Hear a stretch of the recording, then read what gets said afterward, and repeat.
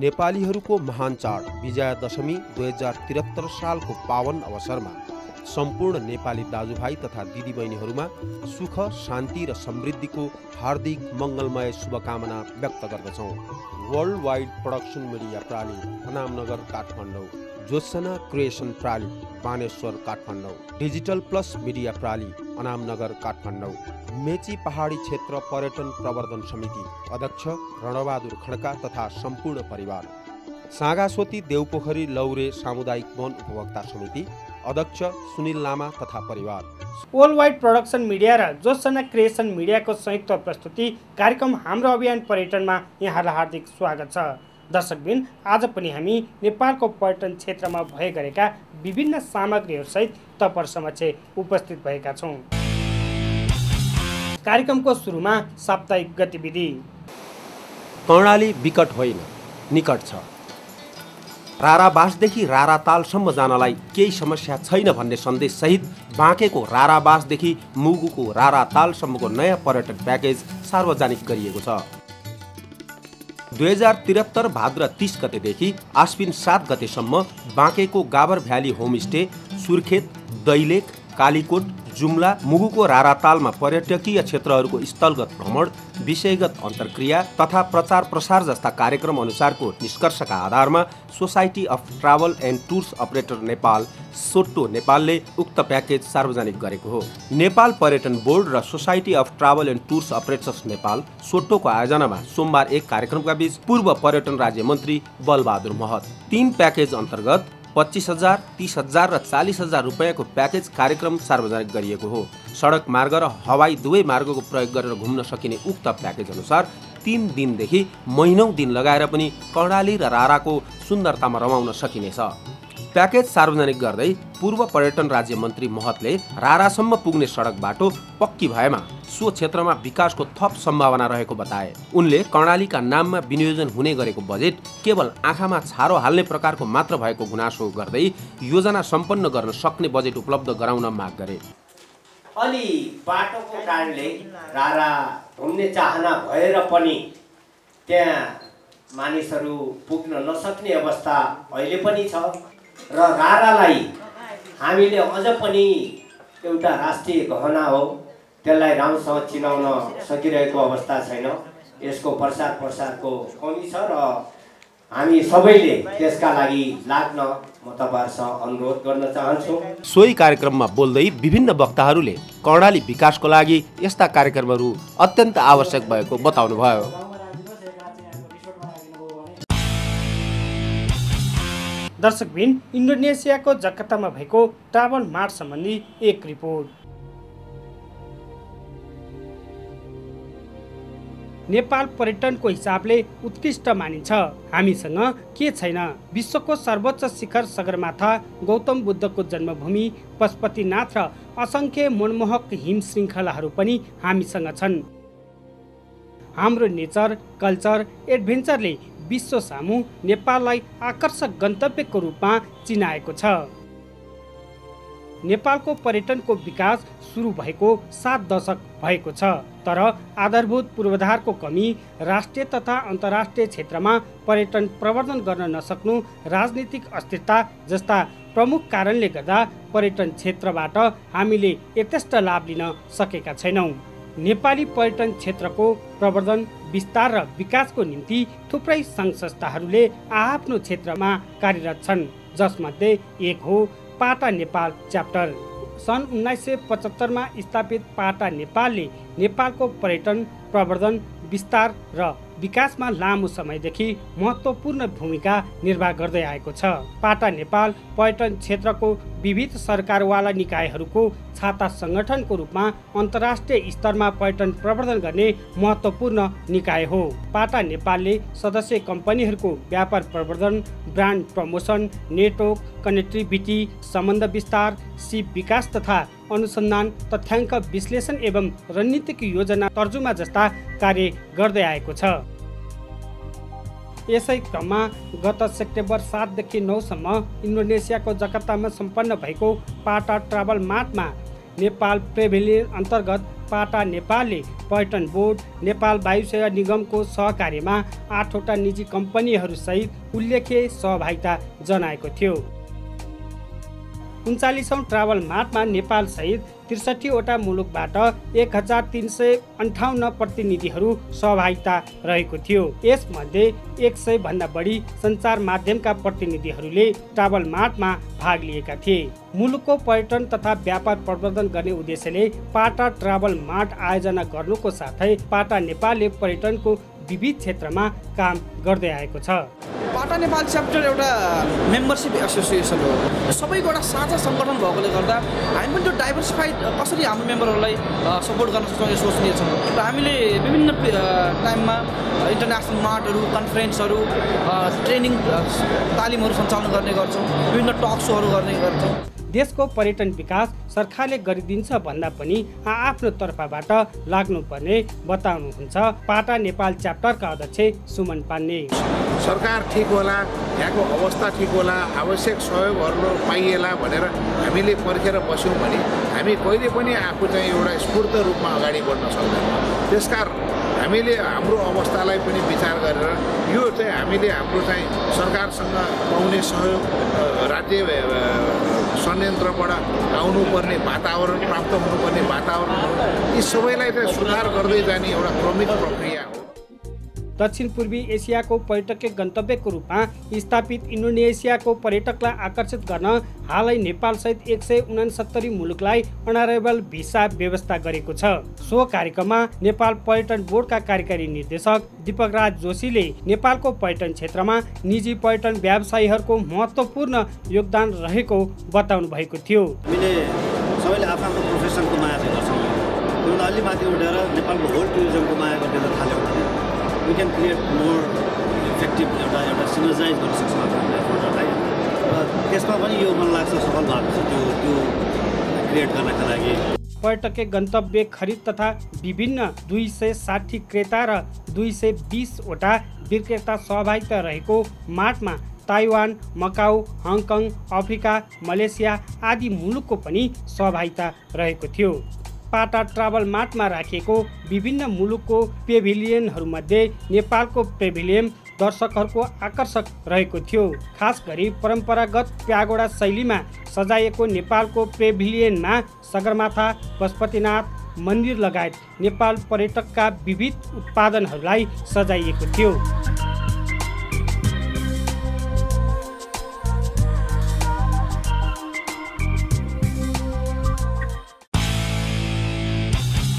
दर्शकबिन, नेपालको पर्यटन क्षेत्र राष्ट्रिय तथा अन्तर्राष्ट्रिय क्षेत्रमा प्रवर्धन गर्न नेपाल पर्यटन बोर्ड के गरिरहेको छ भन्ने विषयमा नेपाल पर्यटन बोर्डका कार्यकारी निर्देशक दीपक राज जोशीसँग विशेष कुराकानी गरेका छौँ। प्रस्तुत छ उहाँसँग गरेको विशेष कुराकानी। दर्शकबिन, हामीले यहाँहरूलाई इन्डोनेसियाको जकार्तामा भएको ट्राभल मार्ट सम्बन्धी विशेष रिपोर्ट प्रस्तुत गऱ्यौँ। यसै सन्दर्भमा नेपालको पर्यटन क्षेत्र प्रवर्धन गर्नको लागि निजी र सरकारी क्षेत्रबाट PPP मोडलबाट बनेको नेपाल पर्यटन बोर्डले राष्ट्रिय तथा अन्तर्राष्ट्रिय क्षेत्रमा पर्यटन प्रवर्धन गर्न आगामी दिनमा कसरी अगाडि बढ्दैछ भनेर नेपाल पर्यटन बोर्डका कार्यकारी निर्देशक दीपक राज जोशीसँग विशेष कुराकानी गर्न लागिरहेका छौँ। सर, स्वागत छ कार्यक्रम। धन्यवाद कुमारजी। सर, प्राइभेट सेक्टरले चाहिँ आफ्नो उसले भ्याएसम्म, आफ्नो बलबुताले भ्याएसम्म अन्तर्राष्ट्रिय क्षेत्रमा पर्यटन प्रवर्धन गरिरहेछ, तर हाम्रो एउटा मात्र रहेको नेपाल पर्यटन बोर्ड जसले राष्ट्रिय तथा अन्तर्राष्ट्रिय क्षेत्रमा पर्यटन प्रवर्धन गर्नुपर्ने हैन, अहिले के गरिरहेछ नेपाल पर्यटन बोर्डले चाहिँ अन्तर्राष्ट्रिय क्षेत्रमा पर्यटन प्रवर्धन गर्न कसरी लागि परेको छ? हाम्रो मुख्यतः हामीले गर्ने भनेकै निजी क्षेत्रसँगको सहकार्यमा निजी क्षेत्रलाई लगेर हैन उहाँहरूको फिडब्याकको बेसमा नै प्रवर्धन गर्ने हो। अहिले पनि हामीले हेऱ्यौँ भने तपाईँको करिब 40-42वटा इन्टरनेसनल ट्राभल ट्रेड फेयर मार्टहरूमा पार्टिसिपेट गर्ने, गराउने, बिजनेस प्लेटफर्महरू क्रिएट गर्ने हैन, त्यस्तो नेटवर्कका लागि चाहिँ अवसरहरू जुटाइदिने त्यस्ता कामहरू गरिरहेछौँ। तपाईँले हेर्नुभयो भने हामीले जाने ट्राभल ट्रेड फेयरहरूमा 10-12 देखि 15, 20, 22, 25 जनासम्म विभिन्न व्यावसायिक कम्पनीहरू, होटल, ट्राभल, एयरलाइन्स हैन यस्तो सेक्टरको मान्छेहरूले चाहिँ सहभागिता जनाउनुहुन्छ एउटा। अर्को के छ भने हामीले पर्यटन प्रवर्धनमा अब यो ट्रेडिसनल अप्रोच त छँदैछ होइन, त्यो बाहेक चाहिँ अलिकति भिन्न रूपले डिजिटल मार्केटिङमा पनि बढी फोकस गरिरहेछौँ। तपाईँले हेर्नु भने अस्ति भर्खरै अब इन्डियामै पनि हामीले फेसबुक एड क्याम्पेन चलायौँ होइन, 3-4वटा सिटीमा। त्यो बाहेक अरू वेबसाइटहरू थ्रु हाम्रो अब अहिले आफ्नै युट्युबदेखि इन्स्टाग्रामदेखि फेसबुकदेखि होइन सबै च्यानलहरू थ्रु प्रमोसन गरिरहेछौँ। अर्को अब एकदमै प्रभावकारी के हो भने हामीले यो खास गरी भूकम्प पछिको अवस्थालाई पुनरुत्थान गर्नका लागि अन्तर्राष्ट्रिय मिडियाहरू करिब यही बिचमा हामीले 200 जस्तो मिडियाहरू, इन्टरनेसनल ट्राभल टुर अपरेटरहरू बोलाएर नेपालको भिजिट गराएका छौँ, सेलिब्रिटीहरू होइन। अब त्यसरी डाइरेक्टली इन्डाइरेक्टली अब विभिन्न सङ्घ संस्थाहरूको समन्वयमा इभन एनआरएनसँग हामीले एमओयू साइन गरेका छौँ होइन, डिप्लोमेटिक मिसनहरूसँगको पार्टनरसिपमा गरिरहेछौँ। डिफ्रेन्ट डाइमेन्सनहरू डिफ्रेन्ट च्यानलहरूबाट नेपालको पर्यटन प्रवर्धन गर्ने काम चाहिँ गरिरहेछौँ। सर, यो सँगसँगै जुन विनाशकारी भूकम्प र नाकाबन्दीले चाहिँ अघोषित नाकाबन्दीले नेपालको पर्यटन क्षेत्रमा जुन असर पार्यो त्यसलाई माथि उठाउनकै लागि होला नेपाल सरकारले यो वर्ष चाहिँ घुमफिर वर्ष पनि घोषणा गरेको छ क्याबिनेटबाटै होइन। त्यसको नेतृत्व पर्यटन बोर्डले गरिरहेछ। यो साँच्चै घुमफिर वर्षमा केही हुन्छ कि तपाईँको कोही नजिकका मान्छेहरू घुम्ने मात्रै हो कि यसले कस्तो खालको चाहिँ पर्यटन प्रवर्धनमा? यसको मूलभूत उद्देश्य एउटा देखिने उद्देश्य चाहिँ के हो भने घुमफिरको माहौल सिर्जना गरौँ होइन, नेपालीहरूलाई नेपालभित्रै घुम्नलाई एक खालको उत्प्रेरित गर्ने खालका काम गरौँ, एउटा स्लोगन ल्याउँ भन्ने हिसाबले चाहिँ यो भएको हो होइन। त्यो मानेमा यो अब त्यसरी नै चलिरहेछ। विभिन्न तपाईँले हेर्नुभयो होला होइन, नयाँ वर्ष घुम्ने अर्छ भनेर त्यतिखेर गरियो। अस्ति अब बुवाको मुख्य दिनमै पनि होइन घुमफिर उपहार दिनुहोस् बुवालाई, कतै घुमाउनु लैजानुहोस् भन्ने खालको मेसेज दिने काम गरियो। अब यो चाडबाडको बेला पनि बाहिर होइन कि नेपालभित्रकै गन्तव्यहरू घुम्ने खालको गर्नुहोस् भनेर चाहिँ हामीले आह्वान गरेका छौँ। त्यसरी चाहिँ हुँदैछ र डिजिटल सोसियल मिडियामा हाम्रो एक्टिभ प्रेजेन्स छ। तर यो घुमफिर वर्षलाई लिएर धेरै आम पर्यटन व्यवसायहरूको गुनासो छ सर।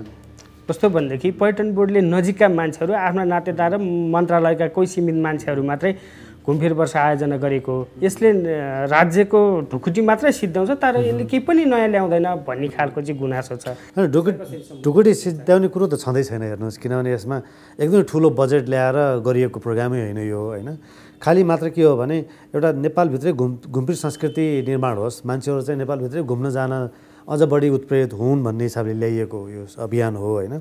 अब यसमा चाहिँ हामीले सबैलाई अनुरोध गरेका छौँ, त्यो अनुसार भइ पनि रहेछ होइन। अब कतिपय हामीले व्यवसायी साथीहरूलाई फर्मल इन्फर्मल च्यानलहरूबाट नेपालीहरू घुम्नलाई नेपालीलाई लक्षित गरेर प्याकेजहरू ल्याउनुहोस् हामी प्रवर्धन गरिदिन्छौँ भनेकै छौँ होइन। त्यो आउँदा बित्तिकै हामीले गर्ने नै हो, गराए पनि छौँ कतिपय सन्दर्भमा। त्यो हिसाबले अब यता जे गर्दा पनि केही न केही ठाउँमा गुनासो त भइ नै हाल्छ हेर्नुहोस् होइन। तर एउटा कुरा साँचो के हो भने अब जति एग्रेसिभली जानु पर्थ्यो हाम्रा केही लिमिटेसन छन् होइन, सानो ह्युमन रिसोर्स छ, त्यति धेरै हामी जान सकेका छैनौँ। तर केही पनि भएको छैन भन्ने कुरा पनि साँचो होइन। हामी अन्तर्राष्ट्रिय मिडियामा जान्छौँ, जुन अहिले सोसल क्याम्पेनहरू त भइरहेछ। साँच्चै नेपालको पर्यटन प्रवर्धन गर्न CNN, BBC जस्ता अन्तर्राष्ट्रिय मिडियाहरूमा चाहिँ नेपालको पर्यटन प्रवर्धन गर्ने, तिनीहरूलाई ल्याएर चाहिँ नेपालको डकुमेन्ट्री बनाउने होइन उनीहरूले गर्ने भने यो कुरा चाहिँ कहाँ पुगेको छ सर? यो कुरा अब अलिकति हामी सबैलाई थाहै छ होइन। यो सार्वजनिक खरिदका कुराहरूमा अलिकति प्रक्रिया बढी लाग्ने समय हुन्छ होइन। हाम्रो कार्यकारी समितिले पास गरिसकेका छ बीबीसीसँग पार्टनरसिप गर्ने, ट्रिप एडभाइजरसँग गर्ने होइन, अरू मिडिया च्यानलहरूसँग गर्ने, रिजनल टुरिज्ममा अब इन्डिया चाइना फोकस क्याम्पेन गर्ने भन्ने हिसाबले हामी त्यो प्रक्रियामै छौँ, आधातिर पुगिसकेको छ। होपफुली छिट्टै त्यो लन्च हुन्छ ती अभियानहरू पनि। सर, एउटा कुरा जस्तो नेपालको पर्यटन प्रवर्धनमा विगत लामो समयदेखि प्रवृत्ति पर्यटनमा आफ्नो भूमिका निर्वाह गरेको ट्रेकिङ एजेन्सी एसोसिएसन टान र पर्यटन बोर्डको जुन टिम्स सम्बन्धी होइन 33 को जुन थियो नि, त्यो अहिले टिम चाहिँ नगर टानसँग एक खालको कुरो नमिलेर हामीले काम गर्न पाएनौँ, पर्यटन बोर्डले पैसै दिएन हामीलाई होइन भन्ने खालको टानले चाहिँ धेरै पटक धेरै फोरमहरूमा चाहिँ गुनासो गरेको छ। यो भएको चाहिँ के हो सर? वास्तव म पनि त्यति डिटेल बुझेको थिएन यसमा होइन। अहिले बुझ्दै जाँदा अब त्यो विगत 3-4 वर्षदेखिको डिस्टर्बेन्सका कारण यस्तो भएको रहेछ होइन। अनि त्यसपछि फेरि अब उताको छानबिन हामीतिरका छानबिन होइन, अनि विभिन्न समितिहरू बनेका अनि विभिन्न निकायबाट विभिन्न खालका डिसिजनहरू भएको स्थिति अलिकति जटिलता ल्याएको रहेछ। तर अब केही पनि गरिएन, यसलाई केही एफोर्ट गरिएन भने त्यो जस्ताको त्यस्तै रहिरहने भयो। त्यही भएर छिट्टै नै हामी एउटा के पहल गर्दैछौँ भने टानका पदाधिकारी साथीहरूसँग बसेर के हो त उपाय भन्छ निक्रियल गरेर यो पनि हामी छिट्टै टुङ्गाउने उसमा छ, किनभने यो जति राख्यो त्यति जटिलता बढ्दै जाने चिज हो होइन। त्यो छिटोभन्दा छिटो एकदमै प्राथमिकता साथ यसलाई हामीले लिएका छौँ। होपफुली दसैँको लगत्तै 10-12 दिनमै टुङ्गाउने गरी हामी काम गर्दैछौँ। सरले दसैँ भन्ने बित्तिकै नेपाल चाहिँ नेचर कल्चर र एडभेन्चरको लागि चाहिँ विश्वसामु हामी प्रख्यात छौँ होइन, हाम्रो गन्तव्यहरू त्यस्तै छन्। सर हामीले कल्चरलाई चाहिँ पर्यटनको एउटा प्याकेजको रूपमा विकसित गर्न, किनभने हामी नेपालीहरूको मानचाड बडा दसैँको सेरोफेरोमै छौँ, आज फुलपातीको दिन छ होइन, यसलाई हाम्रो चाडपर्वहरूलाई चाहिँ पर्यटन प्याकेजको रूपमा लान पर्यटन बोर्डले केही गर्छ कि सर? गर्न खोज्दैछौँ, किनभने वास्तवमा यहाँले सही कुरा भन्नुभयो। धेरै संसारका धेरै ठाउँहरूमा कल्चरल फेस्टिभलहरू पनि टुरिज्म एट्र्याक्सन र प्रोडक्टका रूपमा डेभलप भएको स्थिति हो अहिले होइन। अब हामी कहाँ कुरा गर्ने हो भने वास्तवमा सांस्कृतिक हिसाबले हामी एकदमै धनी हो, तर कमर्सियली यसलाई चाहिँ हामीले सेल गर्न सकेका छैनौँ, प्याकेजिङ गर्न सकेका छैनौँ होइन। त्यहाँतिर हामी लाग्न खोज्दैछौँ। जस्तो होली जस्ता फेस्टिभलहरू होइन, शिवरात्रि जस्ता फेस्टिभलहरू, तीज जस्ता फेस्टिभलहरू, अरू हाम्रो मच्छिन्द्रनाथ जस्ता फेस्टिभलहरू, यस्तालाई चाहिँ अब भनौँ न, अब हाम्रो रामजान उसको छ होइन, यस्ता यस्ता चिजहरू चाहिँ एकदमै सेलेबल प्रोडक्ट हुन सक्ने सम्भावना राख्दछन्। तर त्यसलाई चाहिँ एउटा राम्रो खालको प्याकेजिङ होइन, प्राइसिङ गरेर चाहिँ अगाडि सार्नुपर्ने अवस्था छ। त्यहाँतिर हामी ध्यान दिन्छौँ। त्यो एउटा भनौँ न त्यति फोकसमा नपरेको सेक्टर हो, गर्नुपर्ने एकदमै जरुरी छ। सर जति पनि कुरा गरिन्छ, सरहरूले नीतिगत समस्याको कारणले चाहिँ पर्यटन बोर्डले अगाडि जुन उत्साहका साथ काम गर्नुपर्ने हो त्यो गर्न सकेन भन्ने कुरा जहाँ पनि आउँछ। जस्तो विगतको वर्षमा पनि तपाईँको त्यसको 50% पैसा पनि तपाईँले घोषणा गर्नुभएको बजेट पनि तपाईँले कार्यान्वयन गर्न सक्नु भएन होइन। यो वर्ष चाहिँ गम्भीर वर्ष नै घोषणा गर्नुभएको छ होइन, हाम्रा चाडपर्वहरूलाई जुन प्याकेजको रूपमा पनि लैजाने जुन कुरा गर्नुभयो, के छ यो वर्ष चाहिँ तपाईँले जुन टार्गेट गरेको बजेट अनुसार, निकासा गरेको बजेट अनुसार काम गर्न सकिन्छ कि सकिँदैन? गत वर्ष हामीले त्यति धेरै किन गर्न सकेनौँ भने एक त बिचमा फुल टर्म कार्यकारी प्रमुखको पनि नियुक्ति भइसकेको थिएन होइन, म आएकै पनि 7-8 महिना मात्रै हुँदैछ। बजेट ढिलो गरी पास भएको थियो होइन, म आउँदा बित्तिकै बजेट पास भयो, फागुनतिर बजेट पास भएको थियो। त्यति हुँदाहुँदै पनि अराउन्ड 70% जस्तो हामीले काम गर्न सक्यौँ। अब यो वर्ष म टाइममै बजेट पास भएको छ होइन। हामी केमा आशावादी छौँ भने हामी एटलिस्ट 95% प्लस काम गर्न चाहिँ सक्छौँ। सर नेपालको जुन अस्थिर राजनीति छ नि, यसले चाहिँ पर्यटन क्षेत्रमा कतिको असर पार्छ? सर लामो समयदेखि पर्यटन बोर्डमा रहेर अहिले पर्यटन बोर्डको कार्यकारी प्रमुख जस्तो जिम्मेवारी पनि सम्हाल्नु भएको छ होइन। नेपालको राजनीतिले चाहिँ हाम्रो पर्यटन प्रवर्धन गर्न, पर्यटनका प्याकेजहरू ल्याउन कतिको असर पारेको जस्तो होइन? 2-3टा हिसाबले अलिकति असर पारेको छ। एउटा चाहिँ प्रत्यक्ष रूपमा पर्यटनमा त्यति धेरै पारेको जस्तो देखिँदैन, तर अप्रत्यक्ष रूपमा त्यसको प्रभाव यति ठुलो छ कि, जस्तो मैले भन्न खोजेँ के भने अब अस्थिर राजनीतिले हामीलाई हाम्रा बेसिक पूर्वाधारहरू निर्माणमा छिटो हुन दिएको छैन होइन। अब सबैभन्दा ठुलो खट्केको त्यही नै हो। जस्तो अब भनौँ न एउटा मात्र एयरपोर्ट, त्यो पनि होइन फुल्ली म्यानेज नहुने, त्यो पनि 24 घन्टा चल्न सक्ने स्थिति हामीले बनाउन सकेका छैनौँ। अरू एयरपोर्टको कुरै छोडौँ होइन। अहिले यहाँले कुरा गर्नुभयो भने अब जस्तो चितवन जानलाई होइन, नारायणघाट मुङलिङको बाटो त्यस्तो दयनीय स्थिति छ। हाम्रो बन्जी जम्प विभागको एरिया जाने बाटो नै डिस्टर्ब छ। इभन पोखरा जाने बाटोहरू पनि खाल्डाखुल्डी छन् टन्न होइन। अब पहिला पोखरा जान 5 घन्टा लाग्थ्यो, अब अहिले यहाँ धेरैको के सुनिन्छ भने काठमाडौँबाट थानकोट पुग्नै 2-3 घन्टा जस्तो लाग्ने गरेको छ।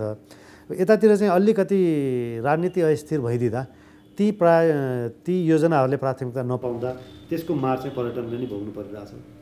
र आगामी दिनमा अब जुन गम्भीर वर्षलाई अगाडि बढाउँदै नेपालको पर्यटन प्रवर्धन गर्नलाई राष्ट्रिय मिडियाहरूलाई होइन एकीबद्ध बनाइकन होइन कसरी लाने योजना बनाउनु भएको छ?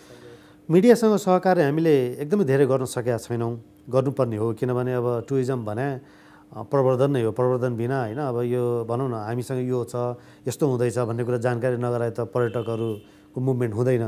त्यो हिसाबले मिडियासँगको सहकार्य एकदमै महत्त्वपूर्ण हो। हामीले 2-3टा कारणले त्यो गर्न त्यति धेरै सकेनौँ जति गर्नु पर्थ्यो। त्यो कारण के थियो भनेपछि एउटा हाम्रो टिम नै सानो छ होइन। अहिले हामीले 70 को दरबन्दी हो होइन, तर 20-21 जना मात्रै स्टाफ छौँ, टोटल स्टाफ होइन। अर्को चाहिँ के छ भने अलिकति बिचको उसले चाहिँ हामी कहाँ फाइनेन्सियल लिबर्टी त्यस्तो छैन। अब अहिले जे हाम्रो पहिला छुट्टै एउटा आर्थिक विनियम हुन्थ्यो, अब अहिले चाहिँ हाम्रो जे सरकारी आर्थिक विनियम छ, आर्थिक तथा खरिद विनियमले त्यही नै हामी कहाँ हो फलो गर्ने होइन। त्यो भएर अलिकति बढी प्रक्रियामुखी हामी भए हुनाले पनि त्यति सजिलै गर्न नसकिया हो। तर अब हाम्रो बोर्डसँग एउटा कुरा भएको छ होइन, उहाँहरू मोरली कन्भिन्स पनि हुनुभएको छ भर्बली। अनि अब दसैँ पछाडि हामीले त्यो पनि एउटा एजेन्डा राखेर अलिकति सहज बनाउन चाहिँ लाग्ने योजनामा छौँ। सर, यस्तो नीतिगत कुराहरू जहाँ बोर्डमा चाहिँ त्यत्रो कर्मचारी होइन, कति साथीहरू अहिले पनि निलम्बनमा पर्नु भएको छ होइन, सरकार्यकारी भइसकेपछि यी कुराहरू मिलाउन, कर्मचारी थप गर्नको लागि कुनै पहलहरू भएका छैन? निकै भएको छ। हामीले चरणबद्ध मिटिङ पनि गऱ्यौँ। अब फेरि अहिले नयाँ संविधानमा भएको व्यवस्थाअनुसार लोकसेवाबाट परामर्श लिनुपर्ने रहेछ होइन, अनि लोकसेवामा त्यो गएको पनि छ। त्यो छिट्टै आयो भने अनि हाम्रो यो भ्याकेन्सी स्टाफ रिक्रुटमेन्टको प्रोसेस सुरु हुन्छ। जस्तो हामी तपाईँको क्षेत्रीय पहिला पर्यटन बोर्डले चाहिँ तपाईँको जुन मेलाहरू, क्षेत्रीय पर्यटन मेलाहरू आयोजना गर्थ्यो होइन, यसले एक खालको चाम ल्याएको थियो पर्यटन क्षेत्रमा। पर्यटन बोर्ड काम गरिरहेछ भने अहिले यो 2-3 वर्ष भयो पर्यटन बोर्डको त्यति सहभागिता देखिँदैन सर। होइन, अब विभिन्न ठाउँमा हुने उत्सव महोत्सवहरूमा हामीले सहयोग त गरेकै छौँ होइन, तर आफैले गर्दा जस्तो अहिले भने जस्तो त्यस्तो त्यो ठुलो स्कुलको जुन हुन्थ्यो त्यो चाहिँ अहिले गर्न नसकेको स्थिति हो। दुईवटा कारण छन्। एउटा चाहिँ के छ भने हामीलाई अहिले प्रेसर के छ भने खास गरी भूकम्प पछिको अवस्थामा यत्रो ठुलो लगानी गरेर मान्छेहरूले व्यवसाय सञ्चालन गरेको छ होइन, होटल, रेस्टुरेन्ट, ट्राभल, ट्रान्सपोर्ट होइन, अनि आइरहेको पर्यटकहरूको सङ्ख्या स्वाट्टै घटाएको छ। त्यही भएर अहिले चाहिँ यो बाह्य पर्यटनमा अझ बढी जोड दिनुपर्ने अवस्था भएको हुनाले पनि यतातिर चाहिँ अलिक कम फोकस भयो। सर, लगभग हामी कार्यक्रमको अन्त्यतिर नै छौँ। सरको एकदम व्यस्त समय छ। यो नेपालीहरूको महान चाड बडा दसैँको आज फुलपातीको दिन होइन, नेपालको पर्यटन क्षेत्र प्रवर्धन गर्ने योजनासहित अन्तिममा केही शब्दहरू? हामीले अब पर्यटनको विकासका लागि, पर्यटन भने एउटा व्यवसाय हो होइन, अब व्यवसायीहरूले व्यावसायिक रूपमा यसको नेतृत्व भएन भने यो त्यति दिगो हुँदैन। त्यही हिसाबले हामीले चाहिँ व्यवसायलाई र व्यवसायीहरूलाई एन्करेज गर्ने काम गरिरहेछौँ होइन, एउटा कुरा। अनि अर्को कुरा चाहिँ के छ भने प्रवर्धनमा हाम्रो फोकस छ र अहिले बिस्तारै हामीले हेऱ्यौँ भने यो अब ट्रेकिङ सिजन पनि सुरु हो र करिब 2014कै भनौँ न यो भूकम्पभन्दा अघिकै अवस्थामा अहिले ट्रेकरहरू चाहिँ आइरहेको स्थिति हामी देख्छौँ होइन। यसो हेर्दाखेरि चाहिँ हुन त अब इन्टरनल र एक्सटर्नल केही डिस्टर्बेन्सहरूले अझै त्यति फ्रेन्डली इन्भाइरोमेन्ट भइसकेको छैन। अर्को चाहिँ अब व्यवसाय नै डिभर्स उसमा जानुपर्छ भन्ने हिसाबले पूर्वतिरका इन्डियन इमर्जिङ सिटिजहरूसँग पश्चिमलाई पश्चिमका इमर्जिङ सिटिजहरूसँग कनेक्ट गर्ने काम गरिरहेछौँ होइन। त्यो हिसाबले अलिक फरक ढङ्गले जान खोज्दैछौँ।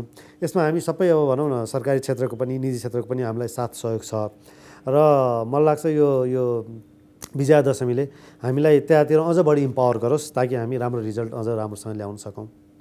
हस् सर, जुन व्यस्त समयको बावजुद पनि हाम्रो कार्यक्रमलाई समय दिनुभयो, यहाँलाई धेरै धेरै धन्यवाद। हस्, थ्याङ्क यू। नेपालीहरूको महान चाड विजयादशमी 2073 सालको पावन अवसरमा सम्पूर्ण नेपाली दाजुभाइ तथा दिदीबहिनीहरूमा सुख, शान्ति र समृद्धिको हार्दिक मङ्गलमय शुभकामना व्यक्त गर्दछौँ। Society of travel and tours operators Nepal SOTTO अध्यक्ष यमबहादुर खड्का तथा सम्पूर्ण परिवार, ट्रेकिङ मार्ट प्रबन्ध निर्देशक गोपाल बाबु श्रेष्ठ तथा सम्पूर्ण परिवार, हिमालय सोसल जर्नी ट्रेक्स प्राली प्रबन्ध निर्देशक रामप्रसाद सापकोटा तथा परिवार। हस्त दर्शकबिन, यिनै विविध जानकारीका साथसाथै आजको हाम्रो कार्यक्रमको निर्धारित समय सकिसकेको छ। कार्यक्रमप्रति कुनै सल्लाह, सुझाव वा प्रतिक्रिया भए लेखी पठाउनुहोला भन्दै म कार्यक्रम सञ्चालक सहित सम्पूर्ण कार्यक्रम युनिटलाई बिदा दिनुहोस्। नमस्ते।